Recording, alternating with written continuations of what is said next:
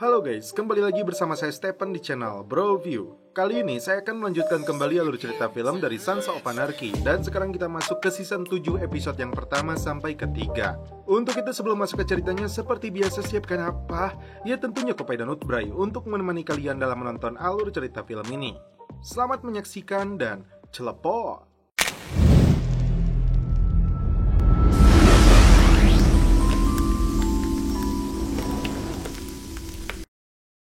Di awal film, diperlihatkan Jax Taylor yang sedang memukuli seorang napi di dalam penjara. Sementara itu, Gemma dan beberapa anggota Sam Crow dibantu oleh Brooke sibuk merawat kedua anak Jax. Sedangkan Answer baru saja nadran ke makamnya Tara yang tewas karena ulah Gemma. Kelompok Mayan secara resmi membuka karternya di Stockton bekerja sama dengan Nero. Setelah menjalani rehabilitasi, Answer menjemput Wendy untuk pulang ke rumahnya. Gemma dan Peterson sama-sama datang ke penjara untuk menemui Jax. Ratu gangster ini sempat bertanya perkembangan tentang kasus Tara. Ternyata, aparat kesulitan mengungkap kasus ini karena sulit menemukan orang yang mau bekerja sama.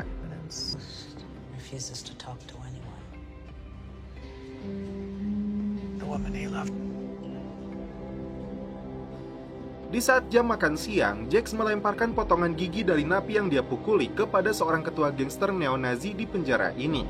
Mereka berdua membahas tentang Darby dan kelompok Nords-nya. Kemudian, kulit hitam yang saat ini menguasai perdagangan senjata. Akibatnya, Mayan dan kelompok Lin akan melakukan perlawanan. Jax datang untuk mengumpulkan dukungan dari kelompoknya jika situasi makin memburuk.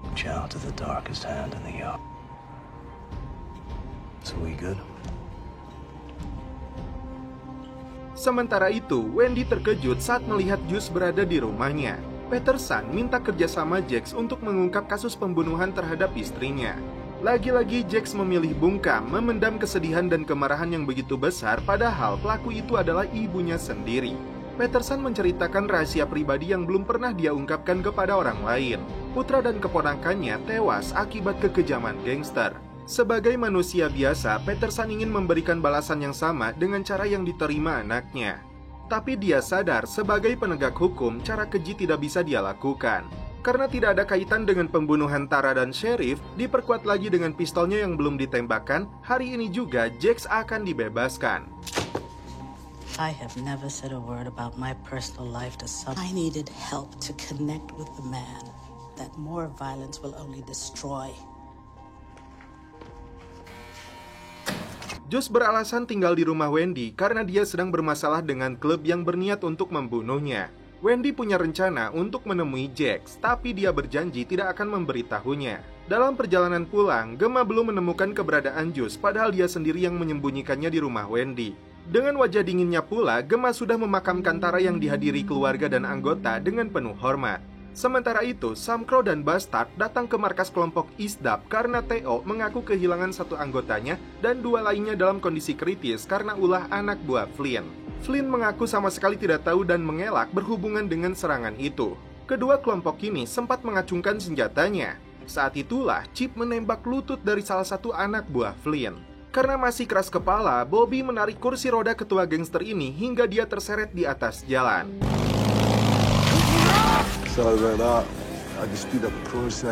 Sampai di markas, kebebasan Jax disambut anggotanya.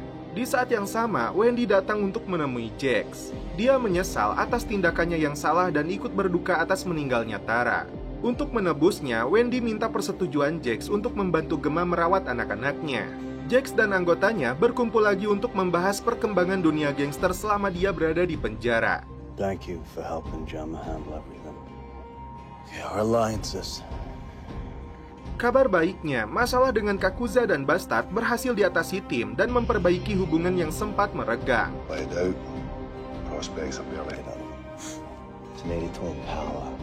Untuk kelanjutan dengan Abe, Jack sempat kesulitan mendekati orang ketiga Brotherhood itu. Red Woody Incorporated is now open. Never really wanted this chair. Truth is, I can barely make the right choices for myself. Away from all the outlaw shit. The people I've hurt. And it's selfish. Setelah kehilangan istrinya, Jax tidak ingin kehilangan klubnya. Karena itu, Jax butuh komitmen anggotanya untuk siap mati dan membunuh demi orang di sebelahnya. We're all in, brother.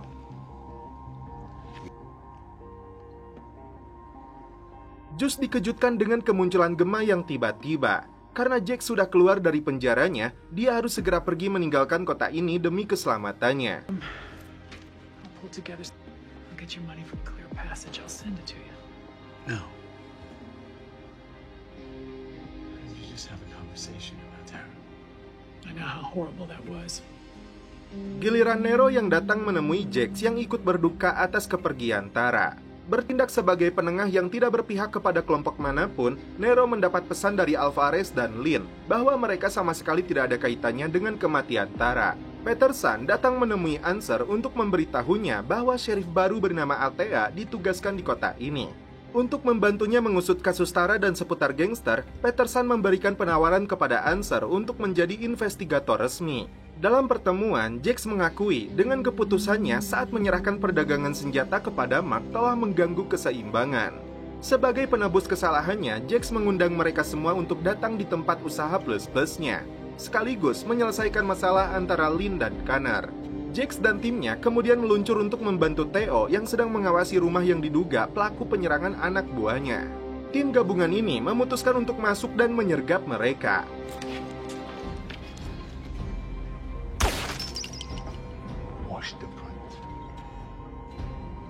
Karena wanitanya mengeluarkan pistol, tim langsung menembak mati mereka yang sedang celepot. Ternyata mereka hanya wanita yang melayani dua pastor brengsek. This mess up. I mean, it's registered to the church. Queen diperintahkan untuk mengubur mayat mereka di dalam hutan. Juice langsung bersembunyi ketika Answer datang untuk menjemput Wendy. Saat itulah Answer melihat tas seorang pria di dalam lemari bajunya. What's that? Yep, let's do it. Di malam hari, diam-diam Answer kembali ke rumah Wendy. Disitulah Juice muncul dan langsung menodongkan senjatanya. Gemma mendekati seorang pria Cina dari kelompok Lin. Setelah itu, Jax menyuruh Theo untuk menangkap pria itu hidup-hidup dan membawanya ke sebuah lokasi. Disinilah Gemma berbohong bahwa pria yang dilihatnya berlari saat terjadinya pembunuhan Tara. Karena ceritanya begitu meyakinkan, Jax dan anggota lainnya mengambil kesimpulan bahwa kelompok Lin yang telah membunuh Tara. Singkat cerita, setelah berhasil menyandera pria itu, Jax melakukan cara psikoplok untuk membunuhnya. Cara keji yang dilakukan Jax untuk membalaskan dendam kematian istrinya.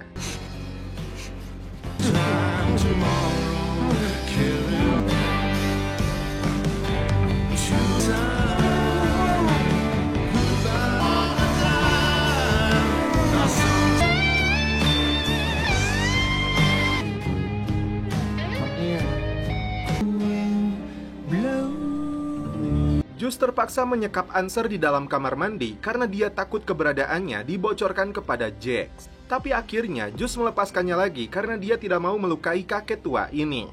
Bukannya pergi, Answer justru menawarkan bantuannya kepada Juice. The other people with keys. Me and Jim. You can go.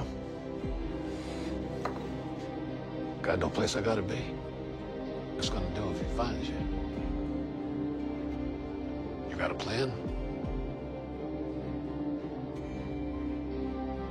Dengan konyolnya, Tig dan Red Boy mengawasi sebuah lokasi keberadaan kelompok Lin. Jax menemui Mark untuk menyampaikan hasil pertemuan dirinya dengan kelompok Lin dan Mayan. Mereka tertarik dengan penawarannya untuk berbagi wilayah. Untuk senjata dan triad akan mengatur penyebaran narkoboy di IE. Can't land on the street right now. Greatest lesson Mr. Pope taught me is patient. Settles all scores. Answer datang menemui sheriff baru untuk menerima tawaran yang diberikan Peterson. Dengan gaji paruh waktu dan asuransi, Answer bertugas sebagai konsultan penyidik atau investigator. Untuk memulai pekerjaannya, Answer minta berkas pembunuhan Tara. Kaitannya dengan gangster yang perlu sheriff tahu, Jax itu hebat, cerdas, dan berbahaya. Why is that? Just Been able to question Ortega? Or- You think he might know something? Leather-clad Mensa members? don't be dangerous. Good to know.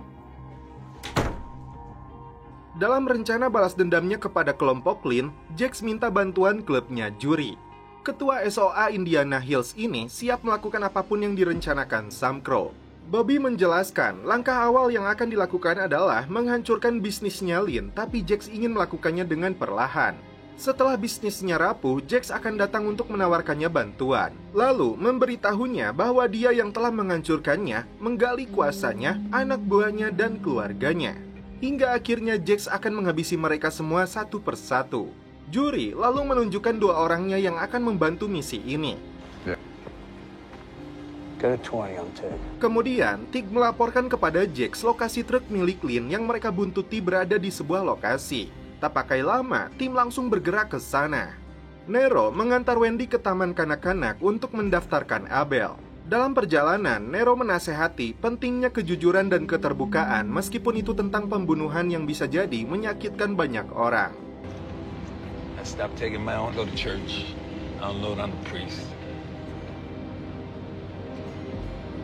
Sesampainya di lokasi, ini yang dilakukan Jax dan anggotanya.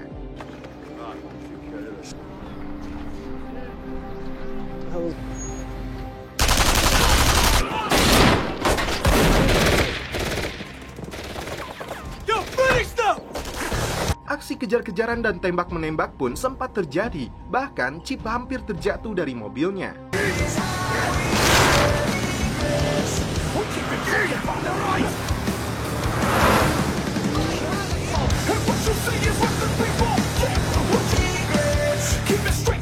Jax berhasil menghentikan truk tersebut. Anak buah Lin yang mencoba kabur berhasil ditangkap. Dari koper yang dibawanya terdapat beberapa paket narkoba yang ditukar dengan senjata. Senjata-senjata itu dibawa oleh tim, termasuk sebuah shotgun yang dimasukkan Juri ke dalam tas milik Sam Crow. Harta rampasan perang ini akan dibagi 2 dengan klubnya Juri.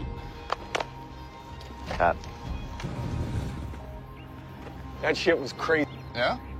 Man, that'd be awesome, thanks. Nero melakukan pertemuan bisnis dengan Barowski dan ketua Carter Mayan di Stockton bernama Oscar. Barowski membutuhkan setidaknya $5.000 untuk membuka akses ke pabrik kopi yang diminta Oscar. Tapi yang terjadi, Oscar dan Barowski saling meledek satu sama lain.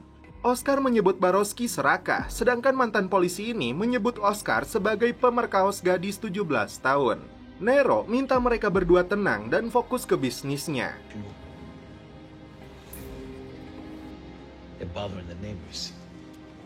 Answer menceritakan kepada Gemma apa yang telah dilakukan Jus kepadanya. Dia menganggap Gemma telah melakukan hal baik, padahal Gemma menyembunyikan fakta yang sebenarnya. Saat Gemma mengantarkan minum, Answer sudah tertidur. Di dalam, dia menemukan berkas kasus Tara, dan Answer secara resmi menjadi penyidik.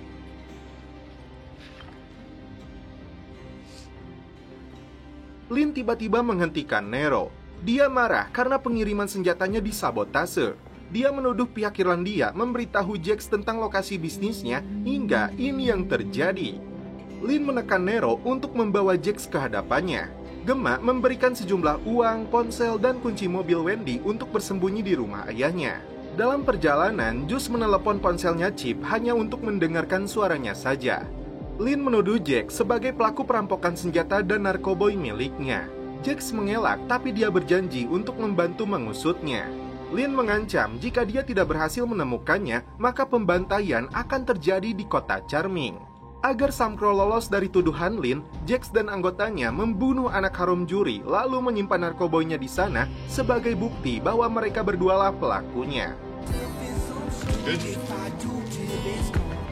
Good delivery. Yeah. Saat datang ke rumahnya, Juri tidak menyangka jika mereka telah tewas. Di sanalah dia melihat shotgun yang sempat dia masukkan ke tasnya tim Sam Crow. Lantas, siapakah mereka ini hingga Juri begitu bersedih? Dan film pun berlanjut ke episode 3. Jus minta bantuan Answer untuk melakukan rencananya sebelum dia keluar dari kota ini. Answer bersedia membantunya asalkan Jus juga memberikan informasi yang dia tahu tentang kasus pembunuhan Tara. Found the house. Meskipun merasa janggal, tapi tangan kanan Lin ini berterima kasih kepada Jax karena menemukan pelaku yang telah mencuri barang mereka. Anehnya, si botak ini mengatakan hanya 1 jenazah yang dia temukan dengan 1 kilo narkoboy. Padahal Sam Crow membunuh keduanya.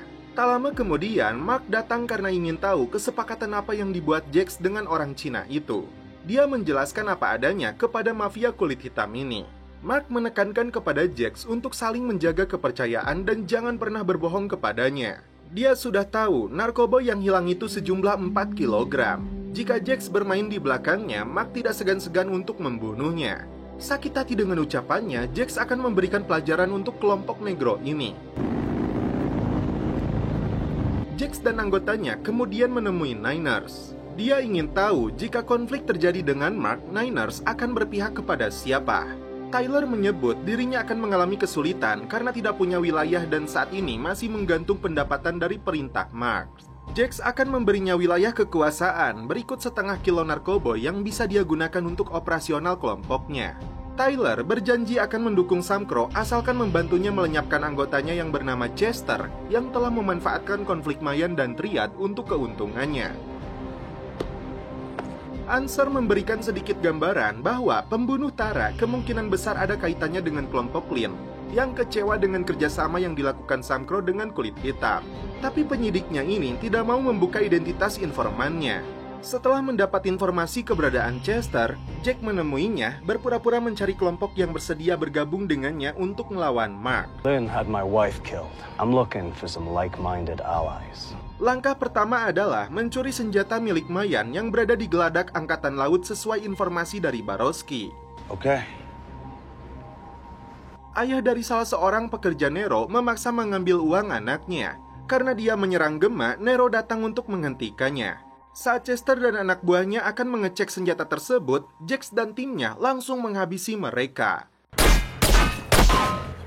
Check him out.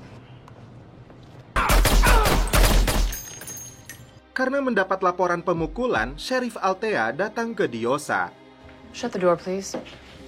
Sheriff akan menutup kasus ini, tapi dia membutuhkan informasi keberadaan Juice untuk mendalami kasus pembunuhan Tara. Jika tidak, Altea mengancam akan menerbitkan DPO untuknya. APB on Juice is very bad.